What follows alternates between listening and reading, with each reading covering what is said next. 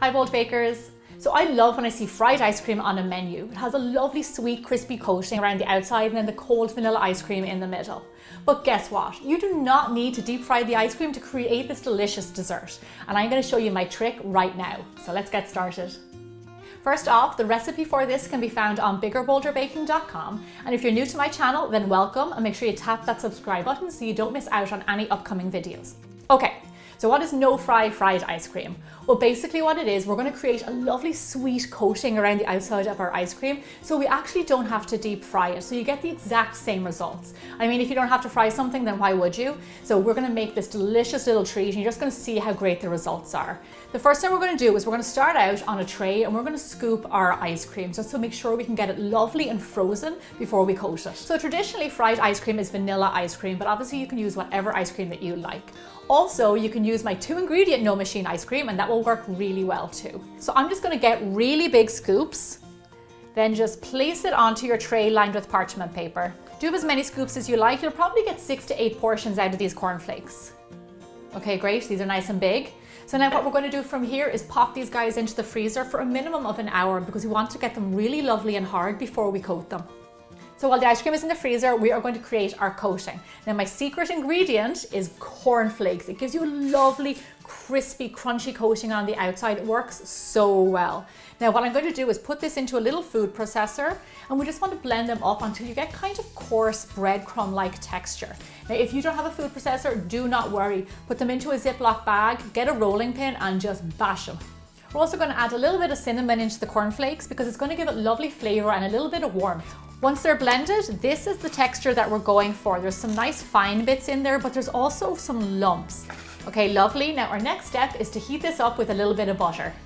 So in a frying pan over medium heat, we're going to melt our butter. Any kind of dessert with all this butter is going to be good. So something to note about this recipe, you can use it all non-dairy and that will taste really good too. So into our melted butter, we're going to scatter over our cornflakes. Then we're going to take a spatula and we're just going to cook our cornflakes a little bit until they get nice and toasty and cooked with all the butter. So just keep on stirring them as they cook. Bash it down with a spatula just to make sure that your cornflakes get totally coated in butter. So I remember the first time I ever had fried ice cream. It was when I was living in Australia and I was working in a mountain resort, and we went to this Chinese restaurant and I had fried ice cream. Everybody else with me ordered it because I'd never had it before, and I can still actually taste it. It was so good, and I think it actually had cake crumbs on the outside. It's delicious. Don't walk away from your saucepan when you're doing this, just keep on stirring so it gets an even toast. So this is looking lovely and toasted. It took around 3 to 4 minutes over medium-low heat, and it's changed color. This is perfect. So I'm going to turn off the heat now, and I'm going to add in a little bit of sugar. This just gives extra sweetness. And once you add it in, just give it a good stir around, and then we're done. So once you've removed it from the heat, just go ahead and sprinkle it onto a baking tray. And then we're just going to let this sit here, cool down, and then we're ready to coat our ice cream. Now, if you don't have cornflakes, feel free to use any kind of a cereal, like Rice Krispies would work really well. If you also want to use maybe a chocolate cereal, that would taste great. So don't worry, you can use whatever you have at home. You would not believe how good this coating smells. Oh, delicious. Okay, so this is cooled down. So now we're going to take out our pieces of ice cream one by one, and we're going to roll them. So we're going to do this step kind of fast. And all you want to do is just scoop up your cornflakes around the side of the ice cream and just give it a nice push so they all stick all the way around.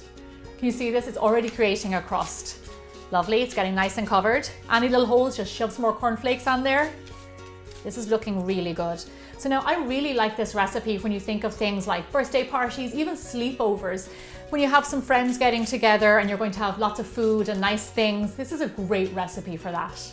Working with ice cream can be a little bit temperamental, so one thing you want to make sure for this stage is that your ice cream is really frozen solid because it'll make it so much easier to work with. So once they're all rolled, we're going to pop them back into the freezer for around another 20 minutes just to let them firm up even more. Okay, so our fried ice cream is nice and frozen. So now on Bigger Bolder Baking, we love to drizzle on stuff, sprinkle on things, make it really big and bold. So I'm going to put some chocolate sauce over the top. This will go really well with the vanilla ice cream. And then, because I'm a big fan of whipped cream, we're going to pipe some whipped cream on top. This almost makes it look actually like a sundae. Beautiful. Okay, and then the cherry on top is going to be the cherry on top.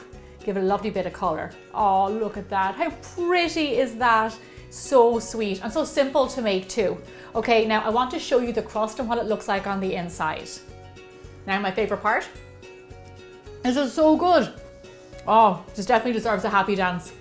You definitely should try and make this. It's summertime, you're on vacation, you have some extra time on your hands. Get into the kitchen and start baking. This is such a fun recipe. It is really, really easy and I know you're going to love it. I have lots more summer recipes just like this one, so make sure you check out all of my other videos and I'll see you back here next week for more bigger, bolder baking.